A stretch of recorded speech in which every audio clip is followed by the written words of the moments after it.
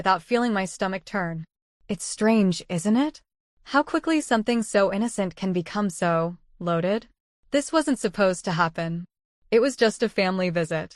My sister asked if Tyler, my nephew, could stay with us for a few weeks while he visited colleges nearby. Of course, I said yes. He was always sweet, respectful, a little quiet, maybe, but never disrespectful, never dangerous, never that. I welcomed him into our home like I always had.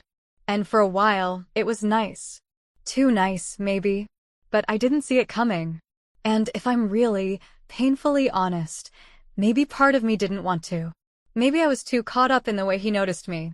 The way his eyes lingered a little longer than they should have. The way he spoke to me like I mattered, like I wasn't just some worn-out housewife collecting dust in the background of her own life. My husband sure didn't notice me anymore. He barely looked up from his laptop. He hadn't touched me in months. And I guess I was starving. For attention. For connection. For something, anything, that made me feel alive again. But even then, even in my loneliest moments, I never expected it to go there. Not with him. The bathroom. That damn bathroom.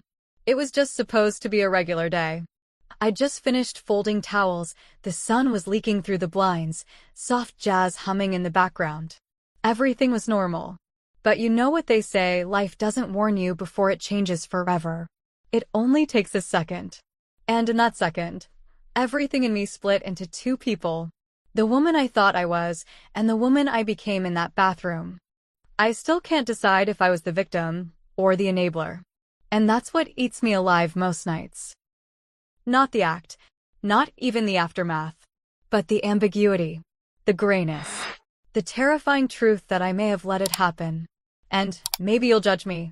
Maybe you'll hear this and think I'm disgusting. Or maybe you'll understand. Because truth is, nothing is ever as black and white as we like to pretend. Sometimes we live in the spaces in between. The parts we don't talk about. The thoughts we bury. The stories we're afraid to tell. But this is mine, and I need to tell it. Even if it ruins me. Because maybe, just maybe, someone out there has felt this too. Maybe you've stood in a bathroom, heart racing, knees trembling, staring at someone you shouldn't want, and wondering what kind of person that makes you. If that's you, then this story is for you. So please, subscribe to Heartfelt Tales Unfold for more stories that test the limits of trust, love, and human complexity. You won't want to miss what happens next. Because this story? It's only just beginning. I'm 38. Not old, not young. Somewhere in between, floating in that strange middle ground where people stop asking how you're doing because they already assume they know. Married. Settled. Stable. But the truth? I haven't felt stable in a long time. Mark, my husband, he used to look at me like I was the only thing in the room. Now, I'm not sure he even sees me when I'm standing right in front of him. He's always busy. Always tired. Always somewhere else in his head. And when he's home, it's like he's just filling space. We don't touch. We barely talk. It's like living with a stranger who remembers your birthday but forgets who you are. We sleep in the same bed, but it might as well be separate rooms. And I've tried. God knows I've tried. Date nights, little surprises, asking him how his day was, trying to get that spark back. But I stopped when I realized I was always the one trying. Eventually, I just got quiet. It's easier to be invisible than to be ignored. Then my sister called. She asked if Tyler could stay with us for a few weeks while he toured some colleges. She was casual about it, just a favor, you know how he is. He won't be any trouble. And Tyler was never trouble. He was 20. Polite. Clean. Soft-spoken. He was always the quiet one at family gatherings, sitting off to the side with a book or helping clean up when no one asked him to. There was something grounded about him. He had this calmness, but not the shy kind. The kind that came with confidence. I told her yes, of course. We had the extra room, and it felt good, doing something useful. It felt like maybe, just maybe, I'd have some company again. Someone to talk to, even if just over dinner. The day he arrived, I remember the way he hugged me. He held on a second longer than expected. Not in a strange way, just long enough to notice. He smiled, said, "You look really good, Aunt Mel." That stuck with me. It had been a long time since anyone told me I looked good. He settled in like he'd always been part of the house. He helped out with the dishes, took his shoes off at the door, thanked me for every meal. It was nice, and the house felt warmer. Not physically, but the energy shifted. There was laughter again. Conversation. Someone who asked me how my day was and actually waited for the answer. Mark barely acknowledged him. He came and went like always.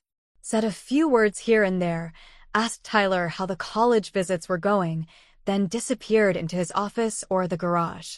I should have been used to it by now, but the contrast made it worse. Tyler noticed things.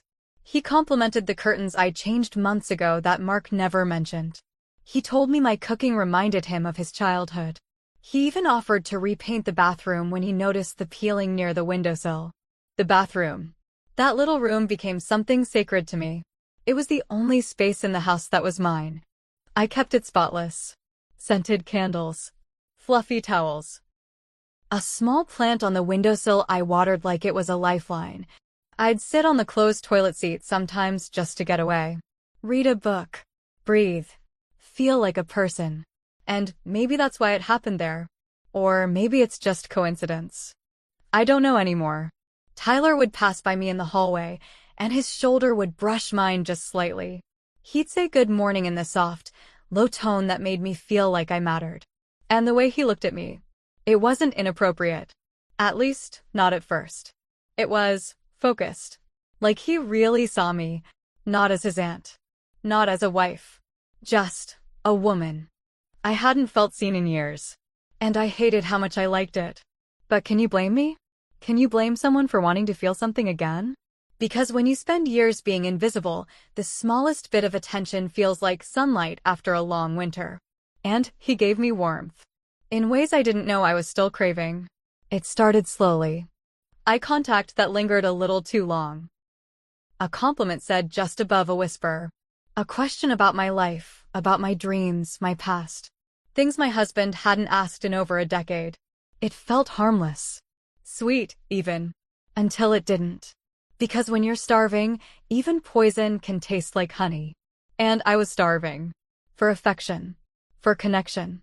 For anything that reminded me I was still alive. But this wasn't supposed to be how I found it. Not like this. Not with him. Still, I didn't stop it. And deep down, I don't think I wanted to. Not yet. Not then. Because the truth is, that moment in the bathroom didn't come out of nowhere. It was building. Day by day. Word by word. Look by look. I just didn't see it clearly until it was too late. And by then, I had already let the door open. I had already let him in. It was a Thursday. Late afternoon. The kind of day that just drifts by without you noticing. Mark was at work as usual. Tyler had gone out for a walk. Said he wanted some fresh air. I was cleaning the bathroom. It's funny how something so small, so ordinary, can end up changing everything. I was wiping down the counter, straightening the bottles, the candles. I always kept things just right in there. I think part of me believed if I could control that little space, then maybe the rest of my life wouldn't feel so messy. And then I saw it. A folded piece of paper, tucked beneath the edge of the shampoo bottle. I thought it was just an old receipt or maybe a reminder I'd written to myself. But when I opened it, my whole body went still. You're more beautiful than you know. 10 simple words. But they hit me like a wave. At first, I just stood there, staring. Reading it over and over like maybe it would say something different the next time. You're more beautiful than you know. It wasn't signed. No initials. No clue. Just those words, hidden in the place I went to be alone. And I remember my first thought being, it couldn't be Mark. Because Mark didn't say things like that anymore. Not even on birthdays. Not even when I dressed up. He used to. But that version of him was gone. So, who? Who wrote it? I tried to laugh it off. Told myself maybe I was imagining things. Maybe it had been there for weeks. But no. I knew better. That handwriting was fresh. The ink hadn't faded. The paper was crisp. Someone put it there. For me. And deep down, I already knew who it was. But I didn't want to believe it. Not yet. Still, I tucked the note into my pocket. Didn't throw it away.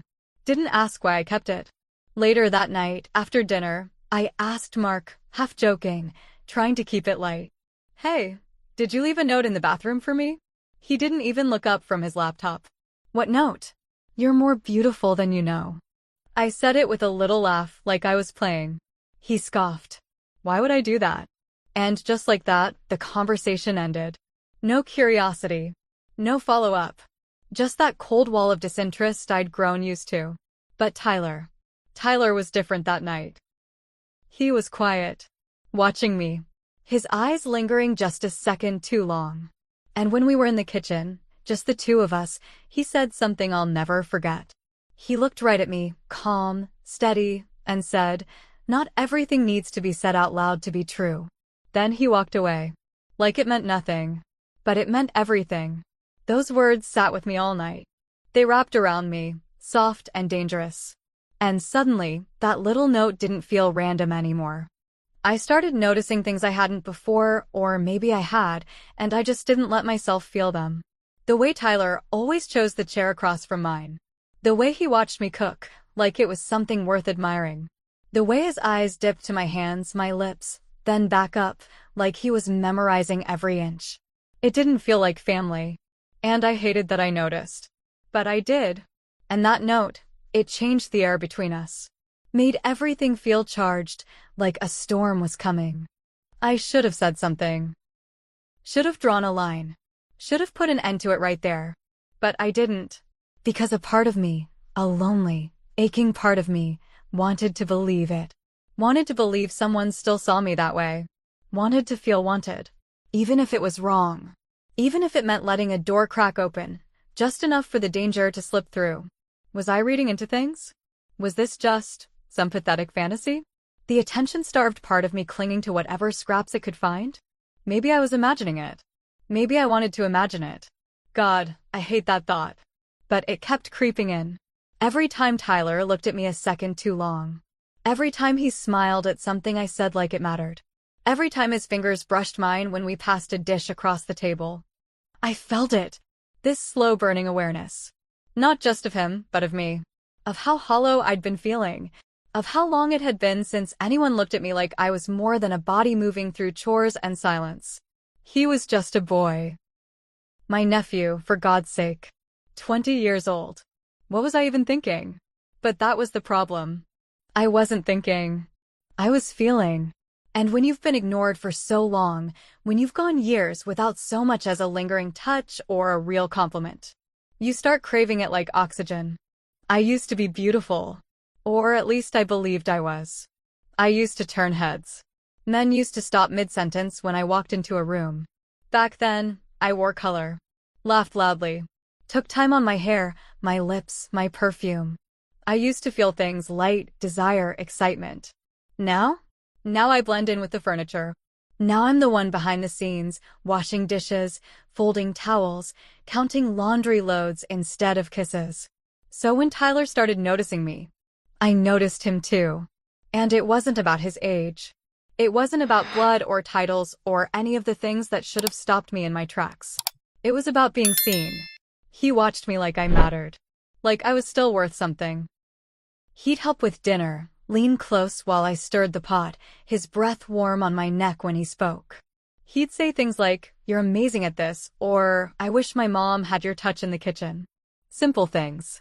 But they landed differently. They clung to me like perfume I couldn't wash off. I started anticipating him, noticing when he entered the room, lingering a little longer in the mirror, fixing my hair before coming downstairs, wearing softer fabrics, lip balm, even. And every night, when the house got quiet, when Mark was snoring beside me, turned away like always, my mind wandered. I'd stare at the ceiling and play out conversations that never happened. Ones where Mark turned to me and said, "I miss you." Or, "You still take my breath away." Or, even just, "I see you." But those words never came. Not from him. And the more silence I got from Mark, the louder Tyler's presence became. I hated myself for it. The guilt, it settled in my chest like a stone. Heavy, cold, constant. I'd tell myself, he's just being polite. He's just a sweet kid. And then, but why does he look at you like that? And then, if it meant nothing, why are you thinking about it this much? It got to the point where I was avoiding being alone with him, but secretly hoping it would happen anyway. I was living in this tension, caught between who I was and who I was starting to become. And I tried to suppress it. Tried to smother it under chores, errands, noise. But something inside me had already awakened. Something I thought had died years ago. Desire. Need. Longing. Not just for sex or romance, but for presence. For someone to look me in the eyes and stay there. To reach for my hand and actually mean it. To make me feel like I wasn't fading. I told myself it would pass. That it was just a phase. That nothing would come of it. But deep down, I knew. Something had shifted. And there was no going back. It started with little things. Things that didn't seem like much on their own. But when you line them up, one after the other, they told a different story. I was heading to the bathroom one afternoon, laundry basket in hand, mind on autopilot when I noticed the door. It was cracked open. Steam curling out into the hallway. Tyler was inside. The water had stopped running, but he hadn't come out yet. I froze. There was no sound except the slow drip from the faucet. I should have turned away. I should have respected his space. But something made me pause. I leaned just enough to glance inside. And there he was. Standing in front of the mirror, towel low on his hips, tracing something on the fogged-up glass with his finger. He didn't see me. Or maybe he did. But he didn't react. He stepped aside, and I saw what he had written. Do you ever feel alive anymore? I stood there, heartbeat pounding in my ears, not knowing if I wanted to cry or scream. Those words, they weren't just written on the mirror. They were carved into my chest. I backed away quietly. Pretended I had never been there. Went into the kitchen and scrubbed a clean dish just to feel like I was doing something. Later that evening, I tried to talk to Mark. Tried to draw something out of him. Do you ever think we've changed? I asked softly. He looked up from his laptop for a second, gave a shrug. People change. It's normal. Then right back to typing. I waited, hoped he'd say more. Anything. But nothing came. He didn't ask why I was asking. Didn't look at me like he used to. Didn't even notice I was wearing that blouse he once said made my eyes look like sunlight. So I said nothing else. Went back to my corner of silence. Back to pretending everything was fine. But it wasn't. The next night, everything shifted. I was heading to the bathroom again.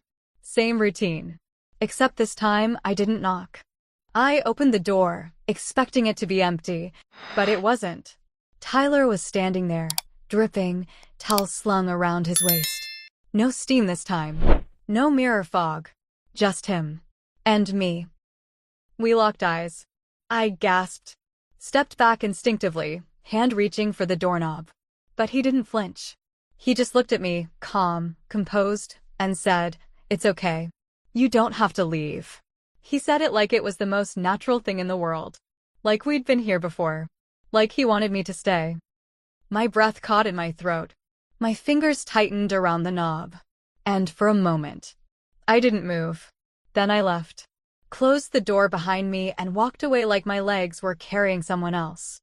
I didn't sleep that night. I lay in bed, staring at the ceiling, heartbeat echoing in my chest. Mark was beside me, fast asleep. Oblivious. Or maybe not. Maybe he just didn't care enough to ask what was keeping me up. And all I could think about was what would have happened if I hadn't walked away. If I had stepped inside. If I had let the door close behind me. If I had reached out and touched the water droplets clinging to his skin. If I had answered the question on that mirror with something other than silence. Do you ever feel alive anymore? Yes. Yes, I did. In that moment, standing in the doorway, heart racing, body shaking, I felt alive. More than I had in years. And that terrified me. Because feeling alive was beginning to cost me everything I thought I believed about myself. It was no longer just a passing thought or a fleeting look across the dinner table. It had become a presence. A pull I couldn't shake. I knew the line was there. I could see it, clear as day. And I was getting closer to it. Step by step.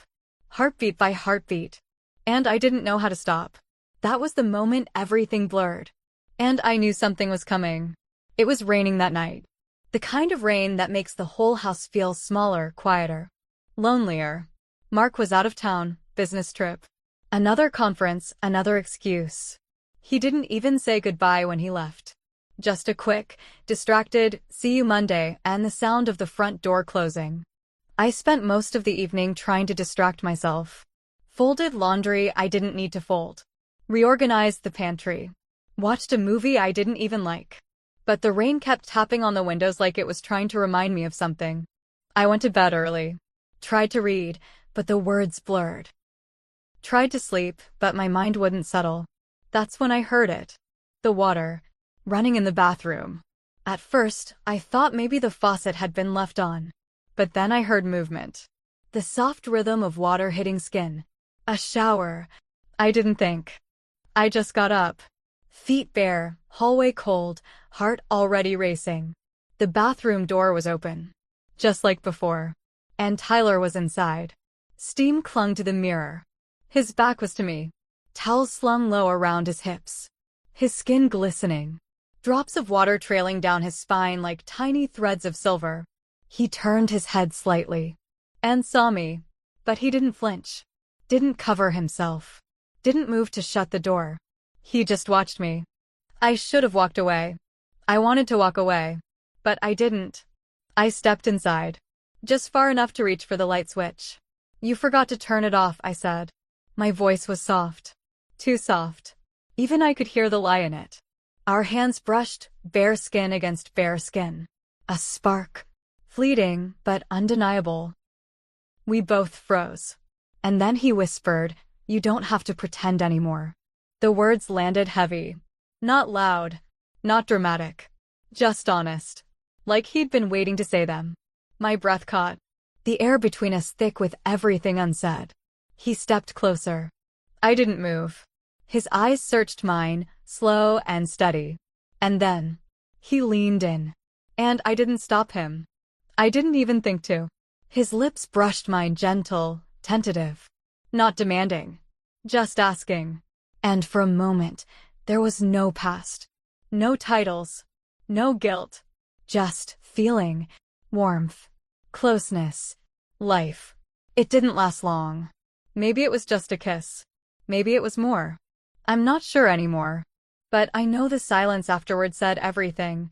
He looked at me like he already knew what I was thinking. Like the weight of it was already settling in. I left the room without a word. Walked back to bed like nothing had happened. But everything had.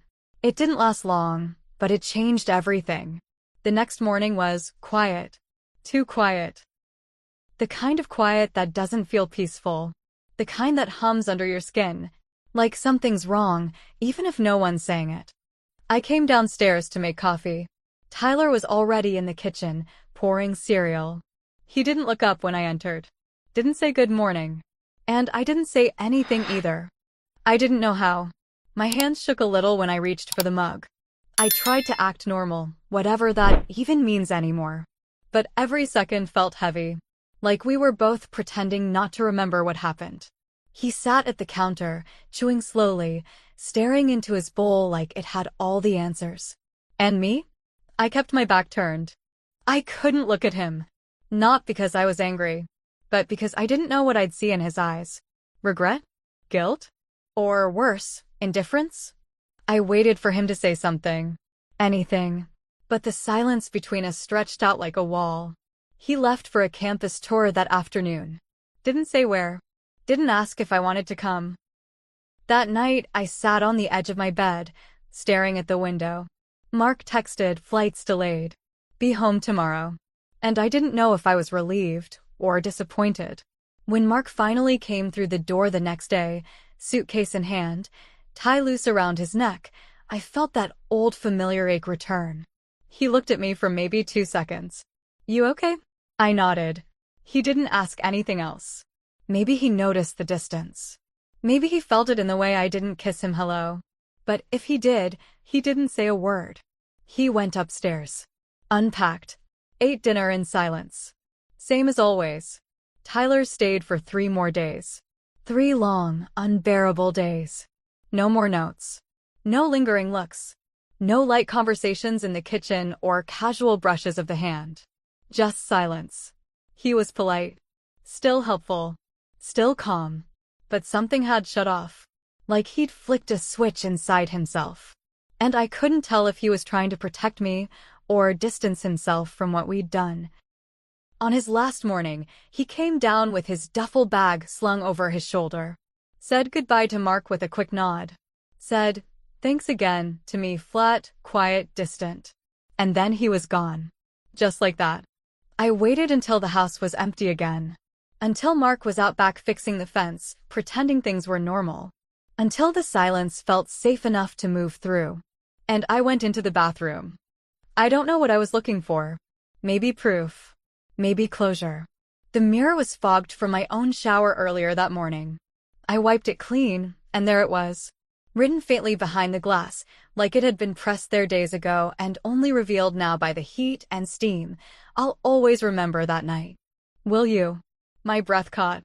I reached out and touched the words, but they smudged beneath my fingertips. Like they were never really there. And for a second, I wondered. Had I imagined it all? Had I dreamed it up in a haze of loneliness and want? But no. The memory was too sharp. Too real. It happened. It happened. And now, every time I look into that mirror, I don't see myself. I see the version of me I didn't know existed. The one who said nothing. The one who didn't pull away. The one who still isn't sure if she regrets it or misses it. I still don't know who to blame. Him? Myself? Or the loneliness I never chose? Because I didn't ask for this emptiness. I didn't invite it in. It just showed up one day quiet, steady, and made itself at home. And before I knew it, it had settled in my bones. I didn't want to cross a line. I didn't even know I could. But there it was, waiting. And when the moment came, I didn't step back. The bathroom used to be a space where I found peace. My little sanctuary. A place where I could close the door and forget about how cold my marriage had become. Where I could breathe without feeling watched or worse, ignored.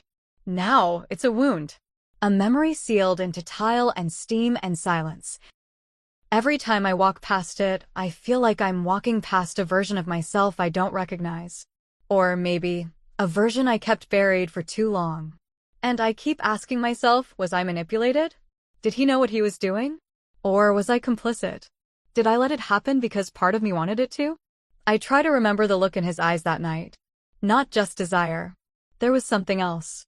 Recognition. Like he saw every crack in me and wanted to step inside. And that's what breaks me the most. Not the moment itself. Not the kiss. Not even the guilt that wrapped around me like a second skin. It's the ache. The ache of being seen, really seen, even for a moment. The warmth of it. The danger. The sweetness.